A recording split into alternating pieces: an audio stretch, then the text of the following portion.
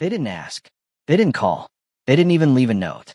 One morning I woke up, walked out toward the east side of my property like I'd done 1,000 times before, and found 11 trees gone. Not damaged. Not trimmed. Gone. And the craziest part? My neighbor honestly believed I'd just accept it. See, my name's Ethan Walker, and for almost 13 years I've lived on a stretch of land outside a small town called Pine Ridge. Nothing fancy out there. No gated community. No HOA newsletters showing up in the mailbox every week. No committee meetings arguing about mailbox colors. Just open land, old trees, and the kind of quiet that makes you forget the rest of the world exists. My uncle owned the place before me. When I bought it from him, he walked me along the eastern property line and pointed toward a row of mature birch and maple trees. Those trees, he told me, are older than both of us put together. He wasn't kidding. Some of them had been standing there for generations. Every fall, they turned the whole hillside into a wall of gold and crimson. People driving down Lake Road would slow down just to look at them. Those trees weren't landscaping. They were part of the property, part of its history. Then about 4 years ago, the Harpers moved in next door. Now, at first glance, they seemed pleasant enough. Their house looked like something pulled out of an architecture magazine. Massive windows, steel railings, a giant elevated deck overlooking Silver Lake. Everything polished, everything expensive, everything designed to show off the view. At least that's what I thought. What I didn't realize back then was that my trees were standing directly between their deck and the sunset. The first hint came maybe 6 months after they moved in. I was fixing a fence post when Ryan Harper wandered over carrying a coffee cup. We talked about weather, fishing, local roads, normal neighbor stuff. Then he casually looked toward the tree line. But the lake looks incredible from up there once those trees thin out. I remember laughing. Those trees have been there longer than I have. He smiled. Nothing lasts forever. At the time, I thought it was just conversation. Looking back, maybe it wasn't. Months passed, then another year. Every now and then he'd make a comment. Branches blocking views, leaves blowing onto his property, roots causing concerns. Nothing direct, just little observations. The kind people make when they're testing boundaries. I never paid much attention, because honestly, I never imagined someone would actually act on those thoughts. Then came that Tuesday morning in late March. The snow had finally melted. The ground was soft. Birds had started coming back.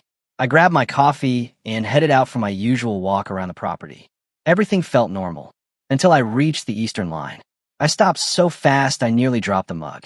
At first my brain couldn't process what I was seeing. The skyline looked wrong. Empty. Like a photograph with pieces erased. Then I noticed the stumps. 1, 3, 5, 11. Fresh cuts. Bright exposed wood. Sawdust scattered across the ground. Every tree was gone. For a few seconds, I just stood there staring. Not angry. Not yet. Just confused.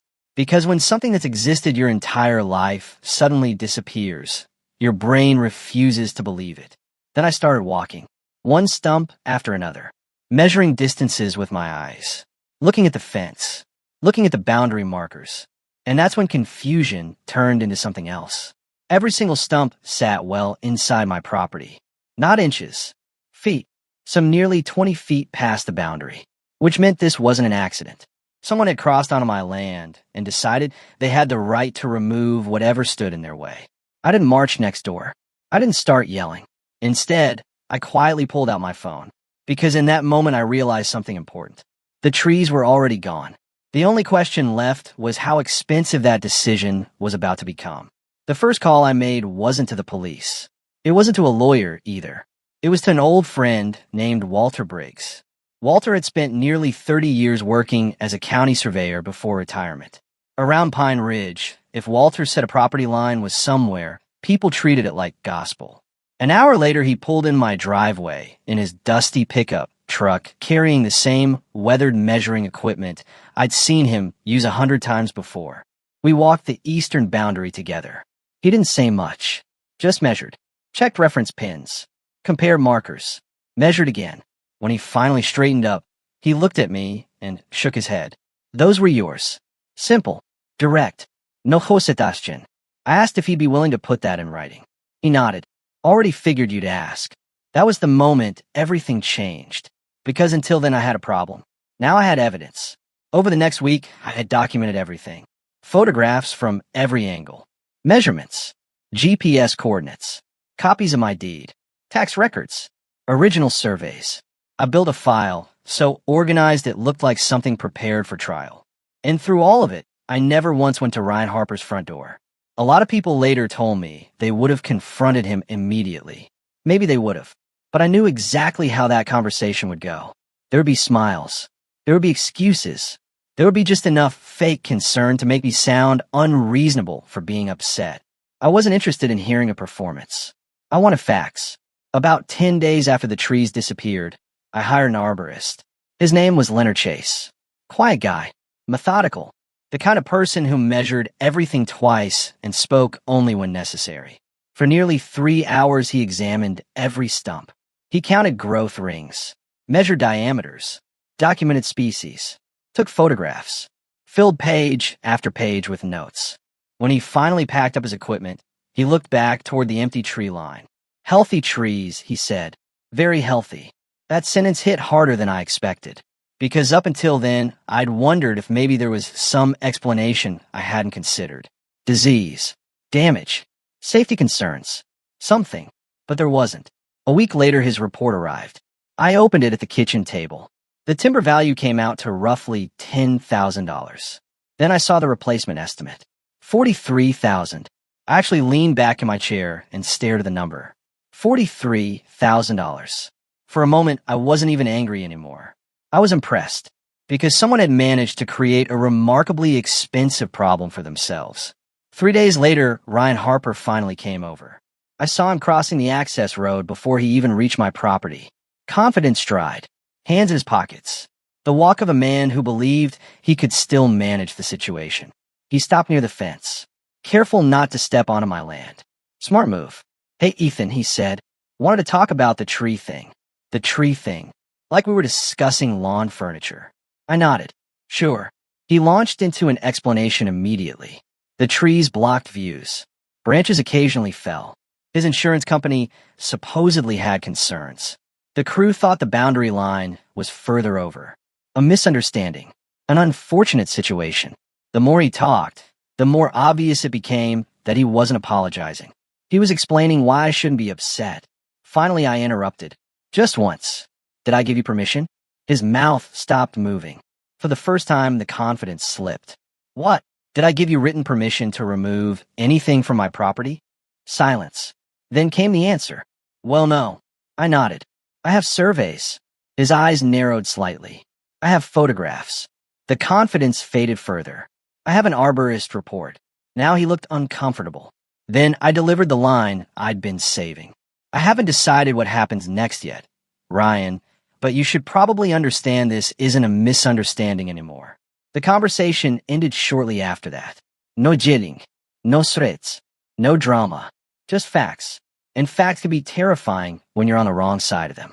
3 days later, his wife, Melissa, mailed me a handwritten letter. Beautiful stationery, elegant handwriting, 2 full pages about neighbors, community, understanding, and moving forward. The actual offer was hidden near the middle. $1,000. A goodwill gesture. I laughed out loud. Not because it was funny, because it was revealing. The letter told me exactly how they viewed the situation. They didn't think they'd committed a serious violation. They thought they'd purchased a better view, and now they were negotiating the price. Unfortunately for them, I wasn't selling. A few days later, I met attorney Daniel Mercer. His office sat above an old insurance agency in the county seat. Nothing flashy, nothing impressive. Exactly the kind of lawyer you want handling land disputes. I handed him the entire file. He spent nearly an hour reviewing everything. The room stayed quiet except for pages turning. Eventually, he leaned back in his chair. This isn't negligence. I looked up. What is it? Intentional trespass. He tapped the survey, then the photographs, then the arborist report. He knew enough to ask questions and chose not to. That sentence carried weight. Real weight. Then Daniel explained something I hadn't fully appreciated. Depending on how the court viewed the facts, damages could potentially be doubled. Maybe more once fees were included. Suddenly, this wasn't a $43,000 mistake. It was becoming an $80,000 mistake. Daniel drafted a demand letter that afternoon. Professional, direct, no emotional language, no threats, just facts. $46,000 to resolve the matter. 14 days to respond. Certified mail. End of discussion. 12 days later, Ryan hired an attorney. And that was when the game truly began. His lawyer claimed good faith confusion, boundary uncertainty, honest misunderstanding, the usual defenses. Daniel responded with evidence. Every claim they made was answered by documentation. Survey, photographs, measurements, statements, reports, facts stacked on facts. Then something unexpected happened. I tracked down the tree crew, not because I needed revenge, because I wanted answers. After several phone calls, I eventually located the contractor responsible, a local operator named Greg Thornton. I drove out to meet him personally. We sat beside his equipment yard drinking terrible coffee from paper cups. I told him the truth. The trees had been on my property. I simply wanted to know what he'd been told. Greg looked uncomfortable for about 2 seconds. Then he shrugged. Ryan said they were his. Just like that. No hesitation. No uncertainty. He pointed right at them and told us to take them down. I asked if he'd be willing to provide a written statement. He stared into his coffee for a moment, then nodded. Yeah, I will. That statement became the piece nobody saw coming. Because now the argument wasn't confusion. It was misrepresentation. And around the same time, I found something even more damaging buried inside old text messages. Months before the cutting happened, Ryan had contacted me asking if we could discuss vegetation near the property line. I had replied saying I was busy, but available later in the spring. There it was. Proof he knew there was a question. Proof he knew ownership mattered. Proof he chose not to wait for an answer. The moment Daniel saw that message, he smiled. For the first time since we started working together. Well, he said quietly, that's going to hurt. And for the first time since those trees disappeared, I started to think maybe this story wasn't heading where Ryan Harper thought it was. Not even close. At that point, the momentum had completely shifted. A few weeks earlier, Ryan Harper had been the guy casually explaining why my trees needed to disappear. Now, his attorney was calling mine almost every week. And every time they called, the offer got bigger.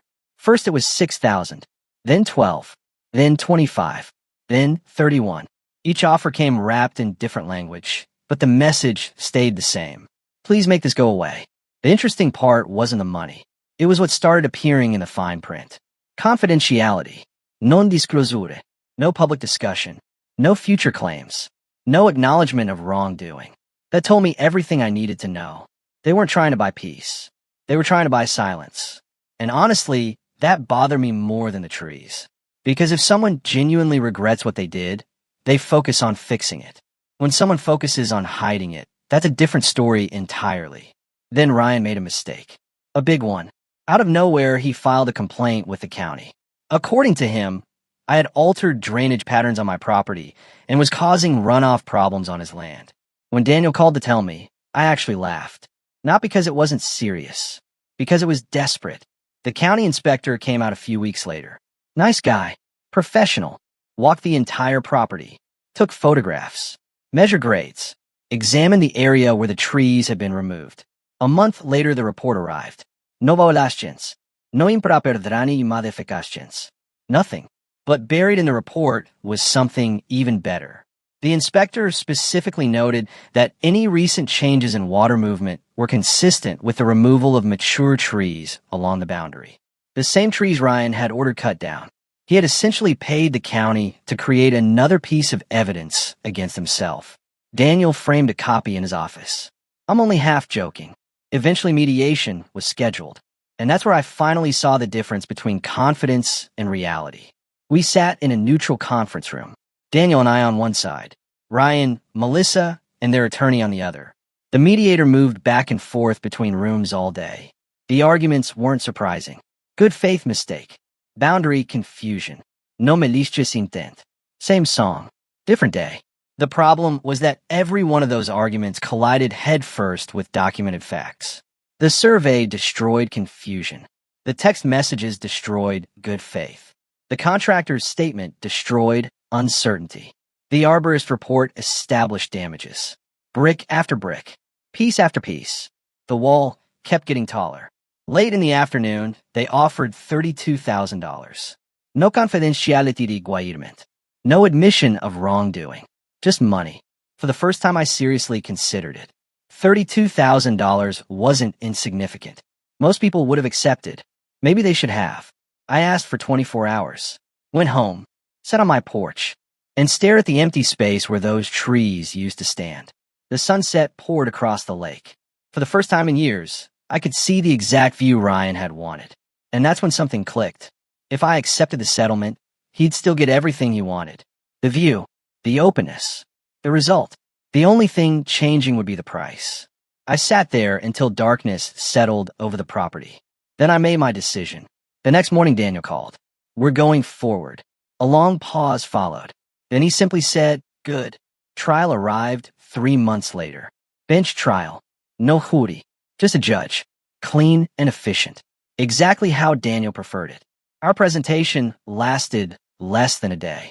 Every document was already organized. Every witness prepared. Every fact supported. The arborist testified. Calm. Professional. Precise. Walter testified about the boundary. The contractor testified about Ryan's instructions. Then Ryan took the stand. I'll never forget that moment, because until then he still seemed convinced he could explain his way out of it. Daniel stood, walked toward the witness box, and asked 3 simple questions. Did you commission a survey before removing the trees? No. Did you obtain permission from the property owner? No. At the time the trees were removed, were you aware there was uncertainty regarding the property line? Ryan hesitated, only for a second, but everyone in the courtroom felt it. Yes, that was it. No dramatic outburst. No surprise evidence. No movie moment. Just 3 answers. Sometimes that's all it takes. The judge issued his ruling that same afternoon. Willful trespass. Property damage. Replacement valuation accepted. Enhanced damages awarded. Total judgment, including fees, exceeded $86,000. The courtroom went completely silent. Ryan stared straight ahead. Melissa looked down at the table. Their attorney slowly closed his folder. And me? Honestly, I didn't feel victorious. I felt relieved.